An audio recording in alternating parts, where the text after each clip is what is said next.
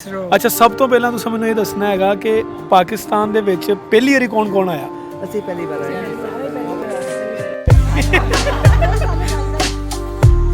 अच्छा, मैं एक गल पुछ रहा सी कि औरत भावें आस्ट्रेलिया दी, साउथ अफ्रीका दी, इंडिया दी या पाकिस्तान दी होवे, गल शॉपिंग तो मुक जाती। अच्छा, अनारकली तुसीं गए सी लाहौर? ਬਿਲਕੁਲ ਅਨਾਰਕਲੀ ਗਏ ਸੀਗੇ, ਕੁਝ ਦੁਕਾਨਾਂ ਖੁੱਲੀਆਂ ਸੀਗੀਆਂ ਪਰ ਅਸੀਂ ਬੜਾ ਕੁਝ ਖਰੀਦਿਆ। ਨਾੜੇ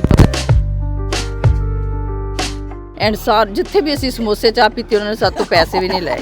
ਤੇ ਉੱਥੇ ਤੁਹਾਨੂੰ ਪਤਾ ਨਾ ਜਿਹੜੇ ਬੂਏ ਬਾਰੀਆਂ ਸਾਰੇ ਲੱਗੇ ਰੈਸਟੋਰੈਂਟ ਹੈਗੇ ਆ, ਉਹਨਾਂ ਰੈਸਟੋਰੈਂਟ 'ਚ ਬੈਠੇ ਫੈਮਲੀਆਂ ਵਾਲੇ ਬਾਹਰ ਡਿਨਰ ਖਾ ਰਹੇ ਸੀ। ਇੰਨੀਆਂ ਸੋਹਣੀਆਂ ਸੋਹਣੀਆਂ ਕੁੜੀਆਂ, ਇੰਨਾ ਅੱਛਾ ਲੰਡਨ ਵਰਗਾ ਮੇਕਅਪ ਕੀਤਾ, ਉਹਨਾਂ ਨੇ ਸਾਨੂੰ ਆ ਕੇ ਜੱਫੀਆਂ ਪਾਈਆਂ। ਇਹ ਕਿੱਥੇ ਸਾਨੂੰ ਵੀ ਨਹੀਂ ਪਤਾ।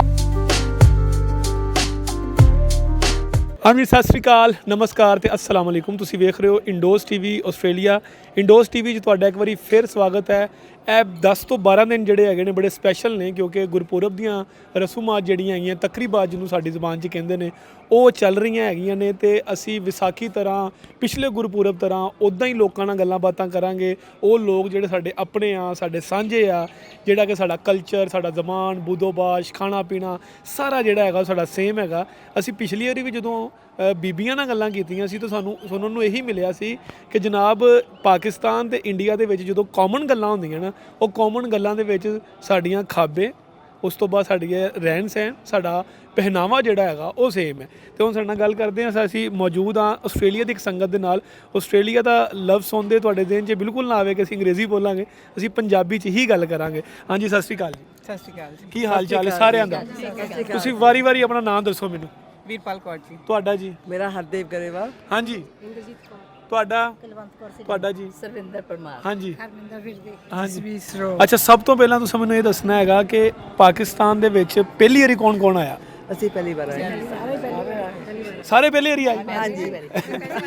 ਅੱਛਾ, ਪਹਿਲੀ ਵਾਰੀ ਤੁਸੀਂ ਆ ਕੇ ਤੇ ਜਿਹੜਾ ਪਹਿਲਾ ਇੰਪੈਕਟ ਪੈਂਦਾ, ਪਹਿਲਾ ਇੰਪ੍ਰੈਸ਼ਨ ਪੈਂਦਾ ਹੈਗਾ, ਹੁਣ ਮੈਨੂੰ ਨਹੀਂ ਪਤਾ ਇਹਨੂੰ ਖਾਲਿਸਤਾਨ ਪੰਜਾਬੀ 'ਚ ਕੀ ਕਹਿੰਦੇ ਆ, ਜਿਹੜਾ ਸਭ ਤੋਂ ਪਹਿਲਾ ਇੰਪੈਕਟ ਪਿਆ ਜਾਂ ਇੰਪ੍ਰੈਸ਼ਨ ਸੀ, ਉਹ ਕੀ ਸੀ?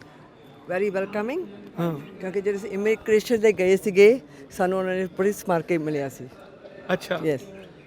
ਤੇ ਤੁਸੀਂ ਜਦੋਂ ਇੱਥੇ ਪਾਕਿਸਤਾਨ ਆਏ ਹੋ ਤੇ ਤੁਹਾਨੂੰ ਇੱਥੇ ਆ ਕੇ ਤੇ ਕੋਈ ਓਪਰੀ ਜੀ ਫੀਲ ਆਈ ਹੈ ਕਿ ਕੋਈ ਇੱਕ ਐਸੇ ਦੇਸ਼ 'ਚ ਆ ਰਹੇ ਹਾਂ ਕਿ ਜਿੱਥੇ ਵੀਜ਼ਾ ਲਵਾਉਣਾ ਪੈਂਦਾ ਹੈਗਾ, ਪਾਸਪੋਰਟ ਲਵਾਉਣਾ ਪੈਂਦਾ, ਉੱਥੇ ਅਸੀਂ ਜਾ ਰਹੇ ਹਾਂ, ਪਤਾ ਨਹੀਂ ਕਿਵੇਂ ਦਾ ਹੋਏਗਾ, ਲੋਕ ਕਿਵੇਂ ਦੇ ਹੋਣਗੇ, ਕੋਈ ਇਦਾਂ ਦੀ ਫੀਲਿੰਗ? ਬਿਲਕੁਲ ਨਹੀਂ, ਬਿਲਕੁਲ ਆਪਣੇ ਵਰਗਾ ਹੀ ਮੋਸਟ ਵੈਲਕਮ ਸੀ। ਹਾਂਜੀ, ਦੇ ਵੈਲਕਮ ਬਹੁਤ ਵੈਲਕਮਿੰਗ ਮਾਹੌਲ ਸੀਗਾ। ਖੇਡ ਦਾ ਮੈਦਾਨ ਹੋਵੇ ਜਾਂ ਉਹ ਕਿਸੇ ਵੀ ਕੋਈ ਮੁਆਸ਼ੀ ਨਿਜ਼ਾਮ ਹੋਵੇ, ਕੋਈ ਇਕਨੋਮਿਕਲ ਚੀਜ਼ਾਂ ਚੱਲ ਰਹੀਆਂ ਹੋਣ ਜਾਂ ਕੋਈ ਸਿਆਸਤਾਂ ਦੀਆਂ ਗੱਲਾਂ ਚੱਲਦੀਆਂ ਹੋਣ, ਸਾਨੂੰ ਦੋ ਲੇਕਿਨ ਇਹ ਮੁਹੱਬਤ ਦਾ ਜਿਹੜਾ ਐਲੀਮੈਂਟ ਹੈਗਾ ਇਹ ਖਤਮ ਨਹੀਂ ਕਰ ਸਕਦਾ ਨਾ ਸ਼ੈਮਨ। ਤੁਸੀਂ ਕੀ ਸਮਝਦੇ?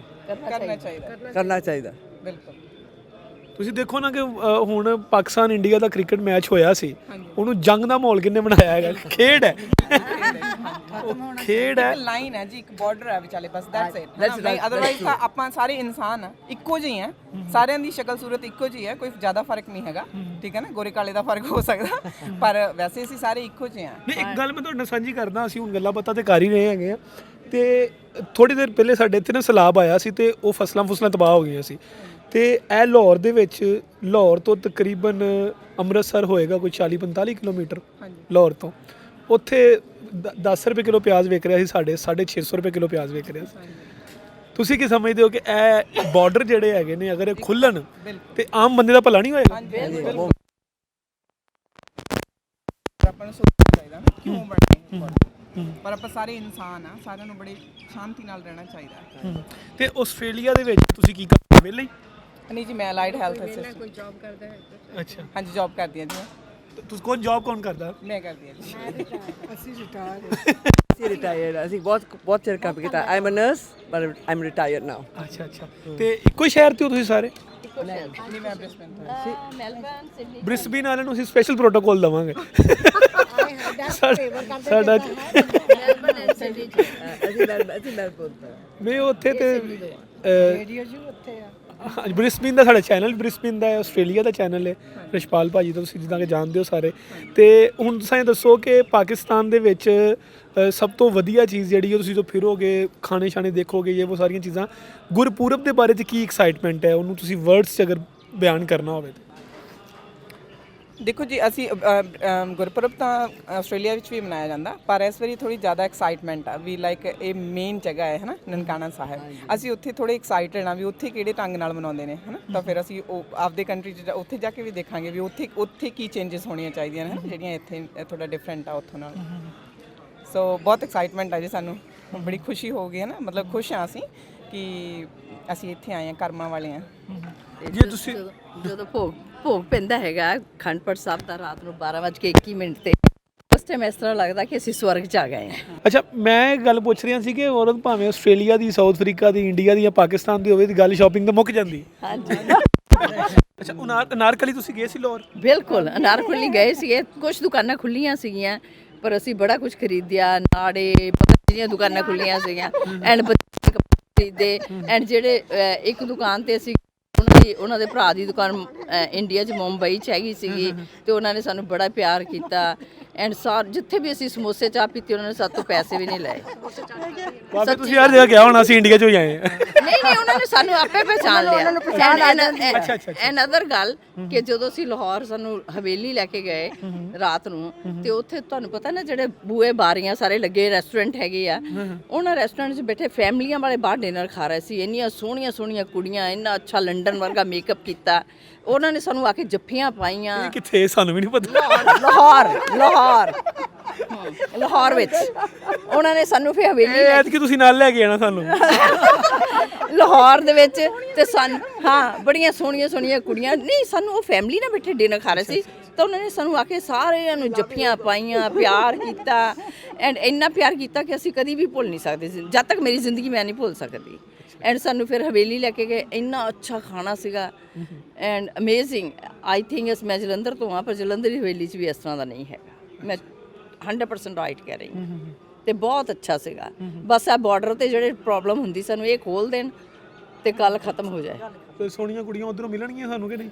ਮੇਰੇ ਕੋਲ ਇੱਕੋ ਹੀ ਬੇਟਾ ਸੀਗਾ, ਉਹ ਮੇਰਾ ਵਿਆਹ ਸੀ। ਮੈਂ ਆਪਣੇ ਹਸਬੰਡ ਨੂੰ ਕਿਹਾ ਜੇ ਸੋਹਣਾ ਮੇਰਾ ਇੱਕ ਹੋਰ ਬੇਟਾ ਹੁੰਦਾ ਮੈਂ ਜ਼ਰੂਰ ਇੱਥੇ ਲੈ ਜਾਣਾ। ਗੁੱਡ। ਅਸੀਂ ਕਹਿੰਦੇ ਤੁਹਾਡੀ ਪੰਜਾਬੀ ਤਗੜੀ ਹੈ। ਨਹੀਂ, ਤੁਹਾਨੂੰ ਤੁਹਾਡੀ ਪੰਜਾਬੀ ਬਹੁਤ ਸੋਹਣੀ ਆ। ਅਸੀਂ ਤੁਹਾਡੀਆਂ ਫਿਲਮਾਂ ਦੇਖੀ ਦੀਆਂ, ਅਸੀਂ ਕਹਿੰਦੇ ਇਹ ਸਹੀ ਪੰਜਾਬੀ ਬੋਲਦੇ ਨੇ। ਨਹੀਂ, ਤੁਸੀਂ ਵੀ ਬਹੁਤ ਸਹੀ ਬੋਲਦੇ। ਤੁਸੀਂ ਬਹੁਤ ਸਹੀ ਬੋਲਦੇ। ਜਦੋਂ ਅਸੀਂ ਤੁਹਾਡੇ ਡਰਾਮੇ ਦੇਖਦੇ ਆ ਨਾ ਤਾਂ ਮੇਰੇ ਹਸਬੰਡ ਕਹਿੰਦੇ ਅਗਲੀ ਜਨਮ ਤੇਰਾ ਪਾਕਿਸਤਾਨ 'ਚ ਹੀ ਹੋ ਜਾਣਾ ਹੈ। ਮੈਂ ਕਹਿੰਦਾ ਸਾਡੇ ਡਰਾਮੇ ਵੀ ਦੇਖਦੇ ਹੋ? ਸਾਰੇ ਡਰਾਮੇ ਮੈਂ ਦੇਖਦੀ ਹਾਂ। ਮੈਨੂੰ ਬੜੀ ਅੱਛੀ ਲੈਂਗੁਏਜ ਲੱਗਦੀ। ਇਹ ਦੱਸੋ, ਇਹ ਆਸਟ੍ਰੇਲੀਆ ਜਿਹੜਾ ਸਰਗੋਧੇ ਵਾਲੀ ਸਾਈਡ ਤੇ? ਆਸਟ੍ਰੇਲੀਆ ਕਿਹੜਾ ਆਸਟ੍ਰੇਲੀਆ ਹੈ ਕਿ ਤੁਸੀਂ ਸਾਡੇ ਡਰਾਮੇ ਵੀ ਦੇਖੀ ਜਾ ਰਹੇ ਹੋ, ਸਾਡੇ ਲੋਕਾਂ ਨੂੰ ਮਿਲੀ ਜਾ ਰਹੇ ਹੋ? ਅੱਛਾ, ਤੁਹਾਡਾ ਕਸ਼ਮੀਰ ਬੜਾ ਸੋਹਣਾ, ਸਾਨੂੰ ਕਿਉਂ ਨਹੀਂ ਦਿਖਾਉਂਦੇ, ਸਾਨੂੰ ਕਿਉਂ ਨਹੀਂ ਲੈ ਕੇ ਜਾਂਦੇ ਇੱਥੋਂ? ਸਾਨੂੰ ਜਾਣ ਨਹੀਂ ਦਿੰਦੇ ਹੈ ਨਾ। ਹਾਂਜੀ ਬਿਲਕੁਲ ਇੱਦਾਂ ਹੀ। ਹਾਂਜੀ। ਬਹੁਤ ਸਾਰੇ ਇਲਾਕੇ ਇੱਥੇ ਇਸ ਤਰ੍ਹਾਂ ਵੀ ਹੈਗੇ ਨੇ ਕਿ ਤੁਸੀਂ ਜਿਹੜੇ ਸਾਨੂੰ ਇਹ ਲੱਗਦਾ ਹੈਗਾ ਕਿ ਸਵਿਟਜ਼ਰਲੈਂਡ ਟਾਈਪ ਨੇ। ਬਹੁਤ ਕਮਾਲ ਇਲਾਕਾ ਜਿਹੜਾ ਸਾਡਾ ਸ਼ਮਾਲੀ ਇਲਾਕਾ ਜ਼ਿਆਦਾ ਹੈਗਾ, ਜਿਹਨੂੰ ਅਸੀਂ ਕਹਿੰਦੇ ਆ ਨਾਰਥ ਏਰੀਆਜ਼ ਜਿਹੜੇ ਸਾਡੇ ਹੈਗੇ ਨੇ, ਜਿੱਥੇ ਗਿਲਗਿਤ ਬਲਤਿਸਤਾਨ ਹੈਗਾ, ਠੀਕ ਹੈ, ਗਿਲਗਿਤ ਬਲਤਿਸਤਾਨ ਹੈ। ਉਸ ਤੋਂ ਬਾਅਦ ਸਾਡਾ ਸਵਾਤ ਵਾਲੀ ਸਾਈਡ ਹੈਗੀ ਹੈ, ਨਥੀਆ ਗਲੀ ਹੈਗੀ, ਮਰੀ ਹੈਗਾ। ਉਹ ਅਸੀਂ ਡੀਲ ਕਰ ਲਾਂਗੇ, ਤੁਹਾਨੂੰ ਚੰਗੀ ਮੈਂ ਦੁਕਾਨ ਦੱਸ ਦਾਂਗਾ, ਉੱਥੋਂ ਫ੍ਰੀ ਤੁਸੀਂ ਲਿਓ।